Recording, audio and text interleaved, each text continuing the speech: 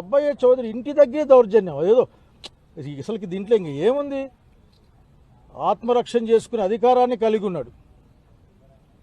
అంతేకాదు ఆఖరికి వివిధ అసలుకి ఏమాత్రం కూడా కొల్లేరు దగ్గర ఉన్న వాళ్ళు కాకుండా బయట వాళ్ళతో పచ్చ కండువాలు వేసుకొని పచ్చ టవళ్ళు వేసుకొని తెలుగుదేశం పార్టీ ఆఫీస్ బేరర్లు, తెలుగుదేశం పార్టీ కార్యకర్తలు తోటలోకి ఆ పామాయిల్ తోటలోకి రావడం, దాన్ని నరికేయడం, ఒక్క చెట్లు నరికేయడం, రాత్రిపూట దొంగల్లాగా వెళ్ళి శ్రీగంధం చెట్లు నరికేయడం, ఇవన్నీ కూడా ఆఖరికి నేను చింతమనేని గారికి ఒకటే మాట చెప్పాలనుకున్నా, ఇది మంచిది కాదు.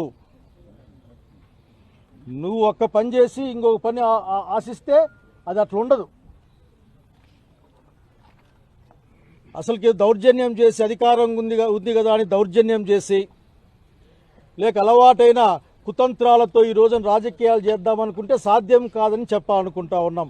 అబ్బాయి చౌదరి కానీ ఆయనకున్న వైఎస్ఆర్సీపీ కార్యకర్తలు కానీ మా పార్టీ కుటుంబం కానీ ఒకటి కాదు, ఒక్కరే కాదు, ఆఖరికి మా కుటుంబం యావత్తు ఇందులో కలిసి ఉంది. మేమంతా కలిసి ఉంటే మేమంతా ఒక్కటే అన్న సంగతి ఇక్కడ గుర్తు చేస్తూ ఉన్నా.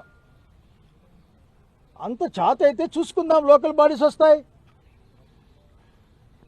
ఎలక్షన్లు వస్తేదా రాజకీయంగా చూసుకుందాం.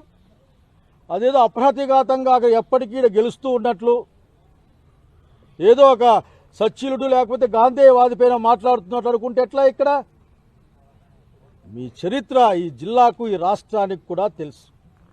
కానీ మేము బాధపడేదంటే ఒక చెడ్డ సంస్కృతిని ఈ ప్రాంతానికి తీసుకొని వస్తూ ఉన్నారు.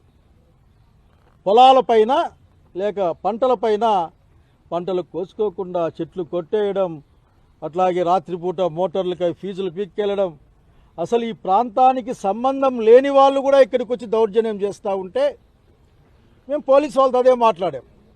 ఇది ఏ ప్రాపర్టీ ఇష్యూనో లేకపోతే టన్నుకు ఎంత రేట్ వస్తుందో అనే ఇష్యూనో, ఈ ఇష్యూలు కాదు. ఇది రాజ్యాంగం ఇచ్చిన, బాబాసాహెబ్ అంబేద్కర్ ఇచ్చిన రాజ్యాంగం ప్రకారం ప్రైవేట్ ప్రాపర్టీని, మనిషి హక్కును కాపాడాల్సిన బాధ్యత రాజ్యాంగ వ్యవస్థలకి ఉంటుంది. ఇది గుర్తుపెట్టుకోవాలి ఎవరైనా కానీ.